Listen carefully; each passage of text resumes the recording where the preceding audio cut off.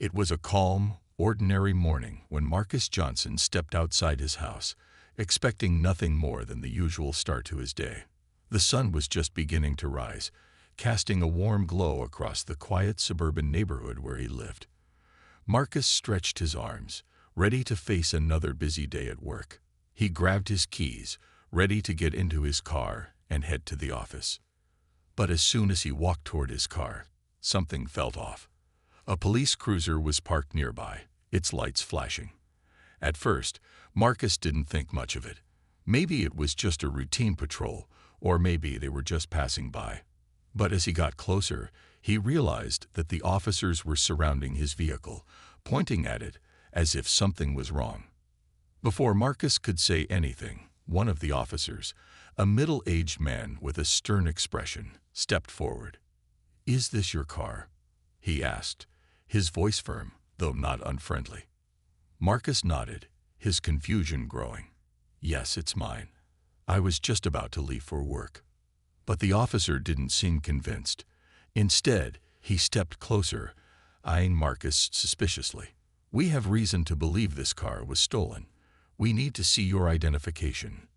Marcus was taken aback.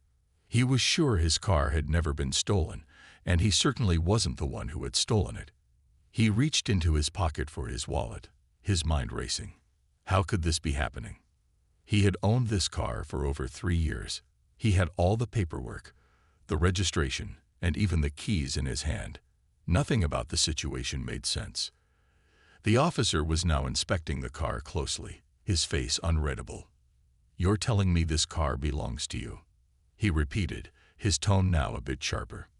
Marcus, trying to stay calm, explained, "Yes, it's mine. I can show you the papers if you need them." But the officer didn't seem to listen. He simply motioned for Marcus to stay where he was while he walked away to make a phone call. The confusion in Marcus's mind began to turn into frustration.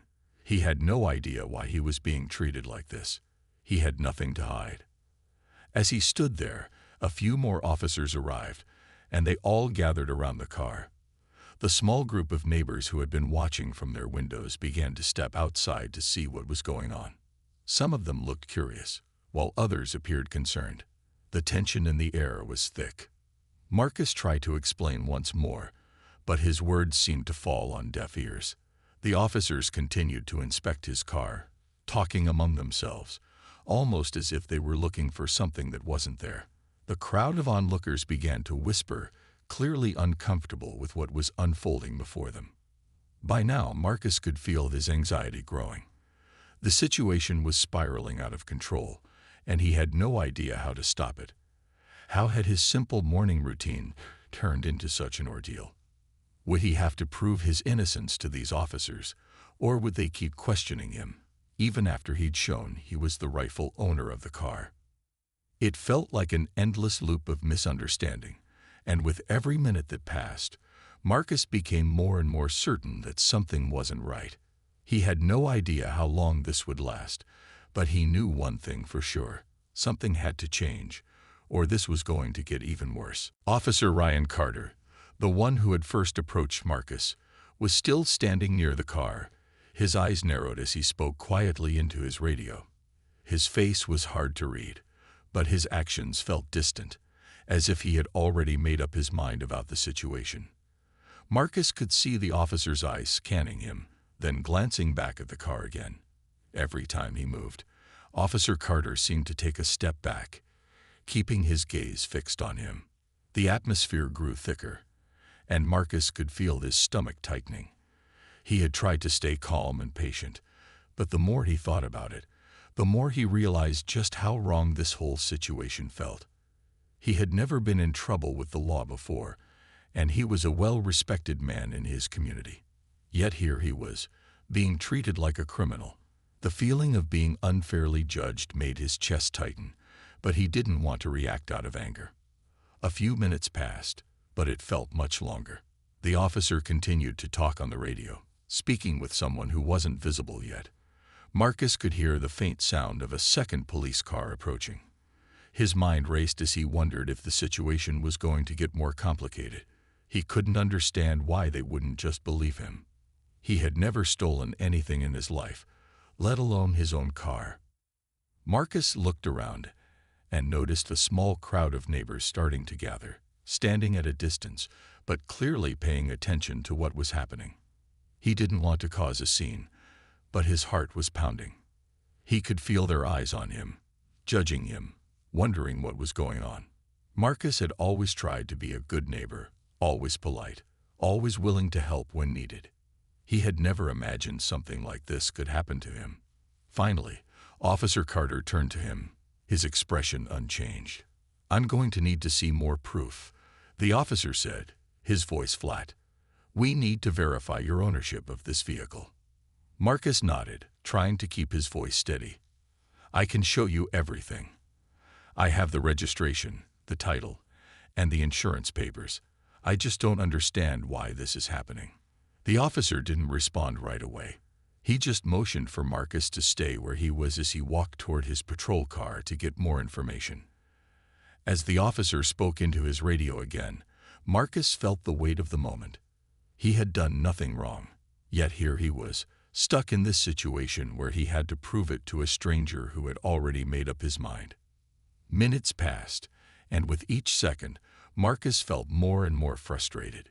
He knew he hadn't done anything wrong, but he couldn't shake the feeling that this was about something more than just a mix-up. There was a subtle tension in the air, one that he couldn't quite put his finger on, but it felt deeply uncomfortable. As he waited, Marcus couldn't help but wonder how often this kind of thing happened to people like him, people who looked like him. He had heard about incidents of racial profiling, but he never thought it would happen to him. He had always tried to stay out of trouble, always done his best to follow the rules, to work hard, and to be a good person. Yet, here he was, being accused of something he hadn't done. The longer he stood there, the more Marcus realized how unfair the whole situation was. All he wanted was to get into his car and go to work. But instead, he was forced to stand under the scrutiny of people who had no reason to doubt him other than the color of his skin. The air around Marcus was thick with tension. He stood there, waiting for the officers to clear up the misunderstanding, but it felt like time had slowed down. He kept his eyes on Officer Carter, who was still talking into his radio, seemingly oblivious to Marcus's growing frustration. Each word the officer spoke seemed to stretch the time out even more. Marcus could feel the eyes of the neighbors on him, some curious, others concerned. Their stares felt heavy, like they were judging the situation without fully understanding what was happening. As Marcus stood there, helpless and confused, he tried to stay calm. His mind raced with thoughts of how quickly this could escalate. Would they search his car next? Would they arrest him? He had never been in a situation like this, and the uncertainty made his stomach twist. Every moment felt like an eternity, and the silence between the officers was deafening. Finally, one of the other officers, a younger man with a serious face, approached the scene. He looked at the car, then back at Marcus, sizing him up. The officer didn't say a word at first, just glanced between the car and Marcus a few times as if he were trying to figure out what had gone wrong. Marcus could feel his patience starting to wear thin. "I've been standing here for almost half an hour," he said, trying to keep his voice even. "I've shown you all the documents. This is my car." The young officer glanced at him, but instead of responding, he just motioned for Marcus to remain quiet while he checked the vehicle's registration. It seemed like they were doing everything they could to drag out the situation, and Marcus was beginning to wonder if they were trying to make him feel small or guilty for something he hadn't done. His thoughts were interrupted by a sudden voice from the crowd. A woman from the neighborhood, who had been watching from her porch, spoke up. "This is ridiculous," she called out. "Why are you treating him like this? He's just trying to go to work." The words seemed to shake things up a little. Some of the neighbors who had been standing silently on the sidelines began to murmur their agreement. A few of them shook their heads, clearly uncomfortable with how things were unfolding. Marcus felt a small sense of relief. Maybe, just maybe, someone else understood what he was going through. Despite the growing support from the onlookers, Officer Carter didn't back down. He still stood by the car, his face cold and distant. He barely acknowledged the woman's comments, continuing his investigation. Marcus could sense that Carter was trying to stick to his decision, even if he didn't fully understand why he was questioning him in the first place. Marcus glanced around at the people watching. Some seemed genuinely concerned, while others seemed uncertain, unsure of what to believe. It was a strange feeling, knowing that people were starting to take sides in a situation that had no reason to escalate in the first place. He had never wanted to be the center of attention, but now it seemed like he had no choice. It felt as if the more time passed, the more eyes were on him, judging him for something that wasn't even his fault. Minutes later, Officer Carter finally stepped back from the car. He looked at Marcus with a small sigh, as if he had made up his mind about the situation. But the words he spoke next took Marcus by surprise. "We're going to need to check with the department.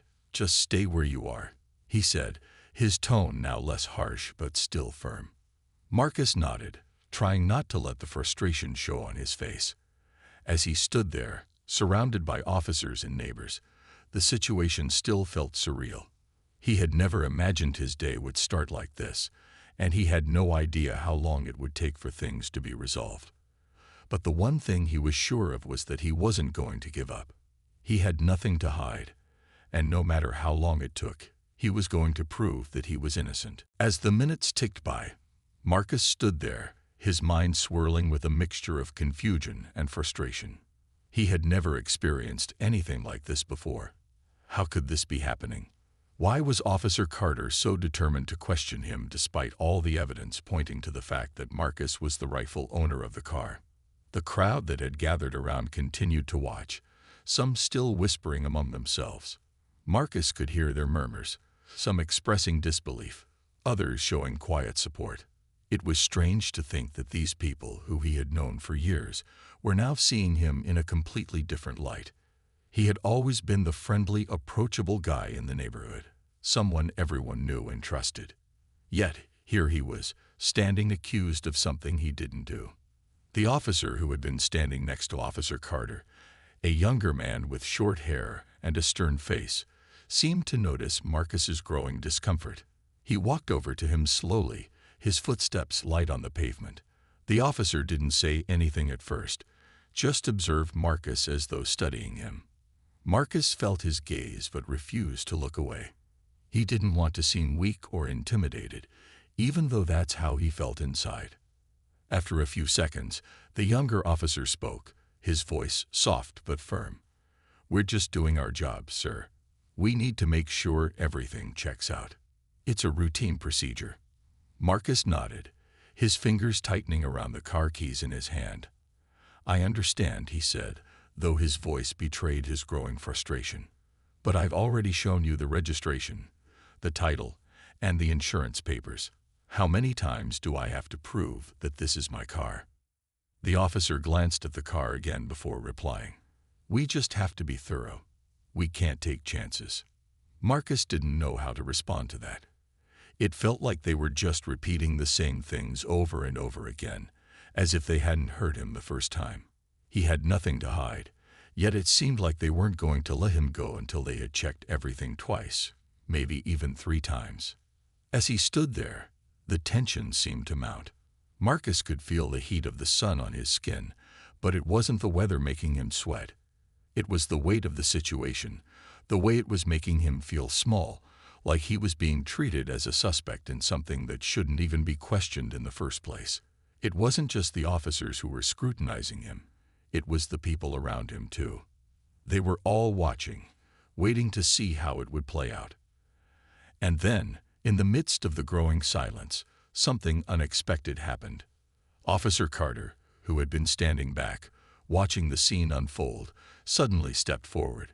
His face was no longer as stern as it had been, but there was still an air of uncertainty in his eyes. "Okay, Marcus," Officer Carter said, his voice a little less firm than before. "I'm going to make a call to verify everything one more time, just to make sure we're all on the same page." Marcus, still not entirely trusting of the situation, nodded quietly. "Thank you." As Officer Carter pulled out his phone and dialed, Marcus tried to steady his breathing. He could feel his heart racing in his chest. There was so much uncertainty, but something about the way the officer had spoken, more cautiously this time, gave him a flicker of hope. Maybe, just maybe, the officer was starting to realize that this was all a mistake. As the phone rang, Marcus found himself looking around, trying to distract himself. He spotted a few familiar faces in the crowd. Some of his neighbors were shaking their heads. Others looked down, embarrassed for what was happening. A few people exchanged glances, clearly uncomfortable with the situation. It felt as if the whole neighborhood was holding its breath, waiting to see how it would end. Would they finally realize Marcus wasn't guilty? Would the officer admit he had been wrong? The ringing of the phone broke the silence, and Marcus's attention snapped back to Officer Carter. His fingers tightened slightly around his keys. The call would either clear this up or drag it on even longer. He could only wait and hope that the situation would end soon. As the phone rang, Marcus's heart pounded. It felt like every second stretched on forever. He glanced at Officer Carter, who stood there holding the phone. His brow furrowed with concentration as he waited for someone on the other end to pick up. It was a moment that felt far too long for something that should have been so simple to resolve. Marcus's mind raced with thoughts.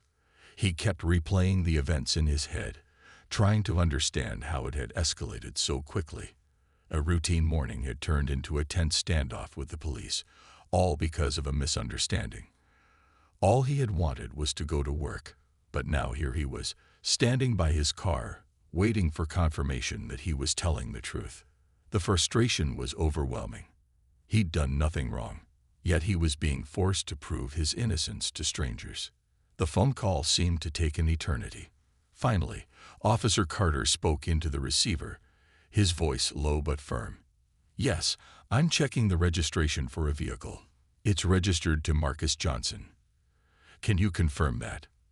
There was a pause, and then Marcus could hear the muffled voice of whoever was on the other end.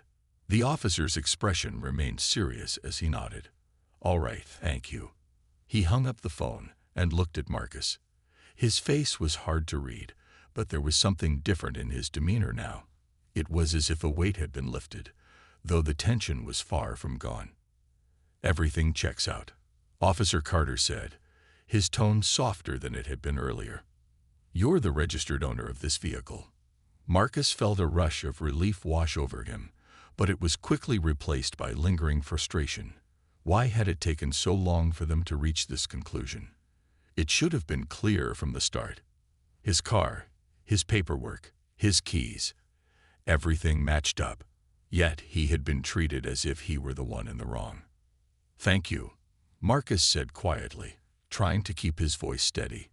He wanted to leave this entire situation behind him, but part of him couldn't help but feel like something was missing. Something wasn't quite right. Officer Carter didn't immediately respond. He simply stood there, staring at Marcus, as if unsure of what to say next. The silence between them felt thick, heavy with unspoken words. Marcus could feel the officer's gaze on him, but this time, it wasn't the look of suspicion or judgment. It was almost as if Carter was reflecting on the situation, realizing how easily things could have gone differently. As the officer processed the information, Marcus couldn't shake the feeling that something had changed, at least for the officer. He wasn't sure what it was, but the air between them seemed to have shifted, even if just a little. Maybe it was the realization that he had been wrong about Marcus, or perhaps it was the weight of the situation finally sinking in. The crowd, which had been standing quietly, began to stir as the tension slowly lifted. Some of the neighbors, who had been watching in silence, started to move back toward their homes. Others exchanged glances, their expressions a mixture of confusion and understanding. It was as if they, too, had been waiting for this moment, the moment when the truth would finally come to light. Marcus, though relieved, didn't immediately leave. He stood there for a moment longer, thinking about the events that had just unfolded. He was still shaken by how quickly the situation had escalated. The questions he had been asked, the suspicion in the officer's eyes. None of it made sense, and yet it all felt like it was part of a larger pattern that he couldn't ignore. "Are you good to go?" Officer Carter asked, breaking Marcus out of his thoughts. Marcus nodded slowly. Yeah, I just don't understand why this happened. Why it had to go this far. His voice was quiet but firm, the frustration still lingering. Officer Carter didn't respond right away. Instead, he looked down at the ground for a moment, as if considering Marcus's words. Finally, he spoke, his voice softer than before. Sometimes we make mistakes, he said quietly. I'm sorry this happened to you. Marcus wasn't sure how to respond to that. He had never expected an apology, let alone one that sounded so genuine. But at that moment, he knew that it wasn't just about the apology. It was about the larger picture, the way people were often treated based on assumptions, not facts. Thanks, Marcus said, his voice still calm but steady. Without another word, he got into his car and started the engine. As he pulled away, he glanced back at Officer Carter one last time. The officer stood there, watching him go, and for a brief moment, their eyes met. There was something unspoken in that look, something that suggested maybe, just maybe, both of them had learned something that day. As Marcus drove away from the scene, his mind was still spinning. The events of the past hour had felt like a blur, but they were now etched into his memory with a sharpness that wouldn't fade anytime soon. He tried to focus on the road ahead, but his thoughts kept returning to what had just happened. He couldn't help but replay the entire interaction in his mind. The way Officer Carter had approached him, the questioning, the suspicion in the officer's eyes. It all felt surreal. Marcus had done nothing wrong. He had simply stepped outside to go to work, and suddenly he found himself accused of something he hadn't done. But what bothered him most wasn't just the misunderstanding. It was the feeling that he had been treated differently because of who he was. He had always known that discrimination existed, but experiencing it firsthand, in such a personal way, was something he hadn't anticipated. He had never thought that something as simple as driving his own car could become a battleground for assumptions and stereotypes. As he continued to drive, he passed through his neighborhood, his eyes catching the familiar sights: houses, trees, kids playing in their yards. It was a community he had always been proud to be part of, a place where people knew each other and looked out for one another. But today, that sense of familiarity had been shaken. He couldn't help but wonder how many others had experienced something similar. How many people had been questioned, judged, or treated unfairly because of their appearance. Marcus shook his head, trying to push the thoughts aside. He needed to focus on the present, not on what had just happened. He had a job to get to, and the day wasn't going to wait for him. Yet, even as he tried to move past it, he couldn't shake the feeling of being trapped in a moment that shouldn't have happened in the first place. When he arrived at work, he parked his car and took a deep breath before stepping out. He needed to clear his mind. As he walked toward the office building, he tried to push the incident to the back of his thoughts. But the nagging feeling of injustice followed him like a shadow, lingering just behind his every step. Inside, the usual buzz of office life greeted him. Colleagues greeted him with smiles, and everything seemed normal, but Marcus couldn't fully immerse himself in it. The normalcy felt distant, as if he were living in two different worlds at once. On one hand, there was the routine of work, the daily tasks that demanded his attention. On the other hand, there was the weight of what had just happened, the feeling that something had gone terribly wrong, something that wasn't easily forgotten. As the day went on, Marcus tried to focus on his work, diving into tasks and meetings, but the incident kept creeping back into his thoughts. He found himself wondering about the people who had witnessed the scene, the neighbors who had watched from their windows, the ones who had spoken up, and those who had stayed silent. What did they think? Did they see him as guilty too, or did they understand that he was innocent? By lunchtime, Marcus had spoken to a few of his colleagues, but his mind was still elsewhere. It was hard to concentrate when the events of the morning were still so fresh. His phone buzzed on his desk, breaking his thoughts. It was a message from his friend Jamal. "Yo, you good? Heard about what happened this morning? You okay?" Marcus paused before responding. He appreciated the message, the fact that Jamal was checking in on him. He typed back quickly. Yeah, I'm okay. It's been a weird morning. Felt like I was being treated differently, you know.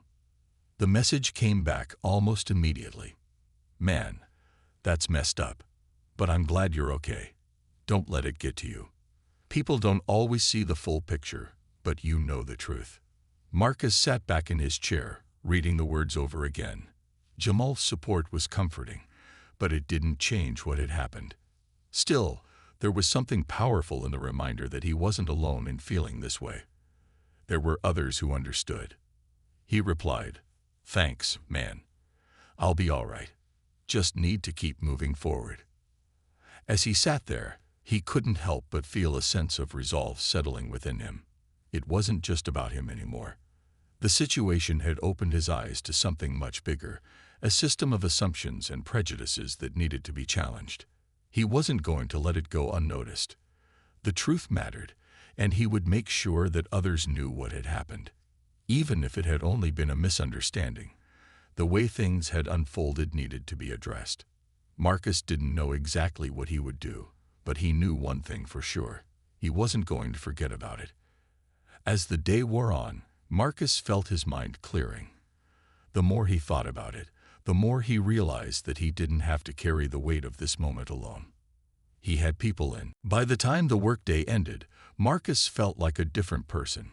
The frustration from earlier that morning still lingered, but it had transformed into something else, a quiet determination. He had never expected the events of the day to unfold the way they did, and he wasn't sure he fully understood everything that had happened. But he did know one thing. He had learned something important about the world around him. As he packed up his things and left the office, he couldn't help but notice how normal everything seemed. People were leaving work, chatting as they walked out of the building. The streets were filled with cars and people going about their evening routines. It was a typical scene, one he had seen countless times before. But now, it all felt different. He felt like an outsider, as if the world was moving in one direction while he was standing still, processing everything that had happened. Marcus decided to take a walk before heading home. The fresh air might help clear his mind, he thought. As he strolled down the street, he looked around at the familiar buildings, the shops, the restaurants where he had eaten countless times.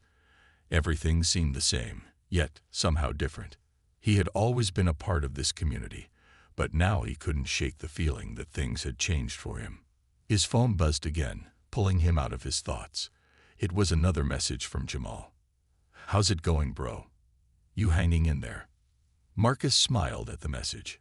He appreciated his friend's concern, and it was nice to know someone was looking out for him. He typed a quick reply. Yeah, I'm good. Just needed some time to think. He walked a little further, taking in the evening sky, the cool breeze brushing against his face. There was something calming about the simplicity of the moment. For a brief second, he allowed himself to just exist in the present, to let go of everything that had happened earlier. But that sense of peace didn't last long. The more he thought about it, the more he realized that what had happened that morning wasn't just a mistake. It was part of a bigger pattern, something that had been going on for a long time. Marcus wasn't the first person to be treated unfairly, and he knew he wouldn't be the last. It wasn't just about the car, the paperwork, or the misunderstanding. It was about how people like him were often viewed through a lens of suspicion, simply because of the color of their skin. The thought made his stomach turn. He had always tried to believe that things were better, that society was moving forward, but the events of the morning had shown him that there was still so much work to be done. As he continued his walk, he found himself thinking about his neighbors, the people who had witnessed the whole situation. Some had spoken up, offering their support, while others had stayed silent. Marcus wasn't sure how to feel about that. On one hand, he appreciated the support from those who had stood up for him. On the other hand, he couldn't help but wonder why more hadn't said anything. It was as if they were all afraid to get involved, afraid of making waves. His phone buzzed again. This time, it was a message from his cousin, Kira. "Hey, you good? I heard what happened this morning." Marcus paused as he read her message. Kira was always looking out for him, always checking in when she heard about something troubling. He knew she would understand, so he decided to share his feelings with her. "Not really," he typed back. "It was just a lot. Felt like they didn't see me, like I was just another suspect. It's hard to explain." The reply came quickly. "I get it. It's frustrating. But just know you're not alone. Things need to change, but you're not the problem. Keep your head up." Marcus felt a small sense of relief as he read her message. Her words reminded him that he wasn't alone in this, that there were others who shared his frustration and were fighting for change.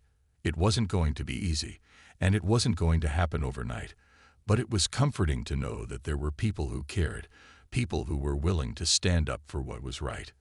As Marcus finished his walk and headed home, he made a decision. He wasn't going to let the events of the day define him. He wasn't going to let the fear and suspicion of others dictate his life. Instead, he was going to use this experience as fuel. He was going to speak up, share his story, and make sure that what happened to him wasn't forgotten.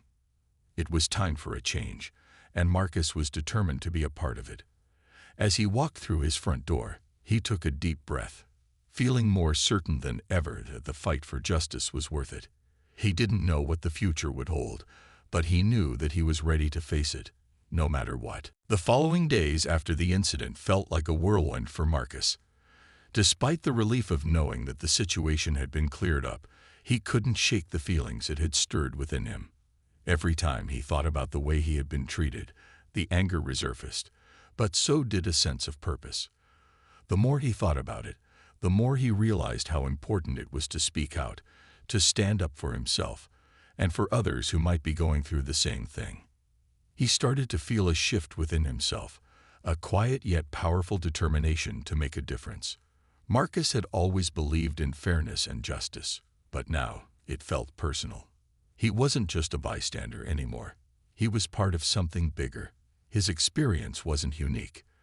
There were countless people in his community and beyond who had faced similar challenges. The system wasn't perfect, and too often, assumptions were made based on nothing more than appearances. Marcus began talking more openly about what had happened to him. He spoke to his friends, his family, and even his coworkers, sharing the story of what had occurred that morning. The more he talked about it, the more he realized just how many people had their own stories to tell. He wasn't alone. One evening, he decided to attend a community meeting at the local church. It was a gathering for residents to discuss issues affecting their neighborhood. From safety to local policies, Marcus knew this was an opportunity to speak up, to share his experience, and encourage others to do the same. When the meeting started, he felt nervous, but there was something inside him pushing him to take action. As the meeting progressed, he raised his hand. The room went quiet as everyone turned their attention to him. He cleared his throat, took a deep breath, and began. "I know a lot of you may have heard what happened to me a few days ago," he started. "I was accused of something I didn't do. It was a misunderstanding, but it went too far. And what hurts the most isn't just that I was treated like a suspect, but that it happens to people like me all the time. We're often judged based on how we look, not who we are. And it's time for that to change." Marcus's voice wavered slightly as he spoke, but the words flowed from his heart. The room was silent, but he could see the expressions of the people around him, some nodding in agreement, others looking thoughtful. It felt like a weight was lifting off his shoulders, sharing his truth with those who would listen. "I'm not asking for pity," he continued. "I'm asking for understanding. I'm asking for a world where we're not judged based on assumptions, where we're not automatically seen as guilty because of the color of our skin or the car we drive. We all deserve to be treated with respect and dignity." As he finished speaking, the room remained quiet for a moment before a woman in the back stood up. "Thank you for sharing that, Marcus," she said. "It's important that we have these conversations. It's how we can change things." The room erupted in applause, and Marcus felt a warmth spread through him. It wasn't just the support that made him feel better. It was the realization that he wasn't alone in wanting change. The people in that room, his neighbors, shared the same hopes for a more just and fair society. He wasn't the only one frustrated with the system. They all were. And together, they could do something about it. The days that followed were filled with new conversations, more community gatherings, and deeper connections with the people around him. Marcus started to see his neighborhood in a different light. It wasn't perfect, but it was a place where people cared about each other, where people were willing to listen and stand up for what was right. His story began to spread, and with it, the message of hope and change. People reached out to him, shared their own experiences, and thanked him for having the courage to speak out. He wasn't just telling his story anymore.